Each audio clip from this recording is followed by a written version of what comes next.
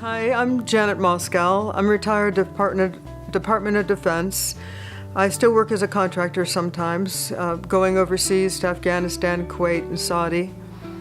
I grew up overseas for the first 18 years, really. I lived overseas.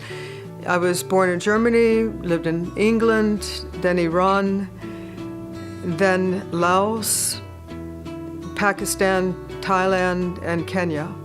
In Laos, we rode horses and lived a peaceful life, except for when the coups d'etats used to be with the Pathet Lao coming down from the mountains trying to take over Vientiane, and flares would drop in our backyard and we'd have machine gun fire around the compound. But that was rare. Then in Thailand, I would hang around the massage parlors with the prostitutes, and they put makeup on us when we would skip school. In Mombasa, Kenya, I'd surf the waves, beautiful big waves in Mombasa. So each place had its own charms, but the saddest things were having to do with animals. The horses and dogs in Laos actually were euthanized when the Pathet Lao did eventually take over and our community had to evacuate in Laos. People euthanized the dogs, our dogs. The horses were let go into the fields where there were wild horses, hoping that they'd be able to survive out there in the wild after having been used to us taking care of them. And in Thailand, I had been going a little wild in the bars and things, so that's what I continued to do when I got back to the States as a junior in high school.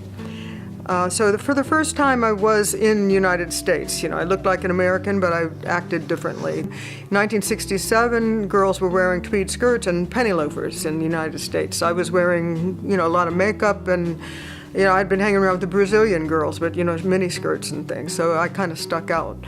But with my father home, we weren't getting along very well. I ran away, got into detention centers, hitchhiked around the country, lived in communes, protested the war, until I decided I needed to straighten up, and so I joined the military. As a military policewoman. I felt like I was sticking out like a sore thumb. It was an Army security agency. We were listening to the Polish and the Czechs and the Russians. It was 1974, 75. So I decided I needed to quit drinking completely because I didn't even like being in a good mood anymore because it was a phony. I knew it was just phony. I needed to be able to make decisions for the rest of my life in my own real frame of mind. If I made a mistake, it was going to be because I, with full knowledge, made it. And so I didn't drink for another 17 years. And I always feel like the first year after I quit drinking, I did more in that year than I had done in the 10 years prior to it. After I got out of the military, I went to George Washington University and got a Bachelor's of Science degree in accounting with a concentration in audit. After I quit drinking, my mother seemed to feel that I was being self-righteous, which made me realize that my mother was drinking. I didn't realize that until I quit, and now I remembered all the dysfunction we had, is not only because of me.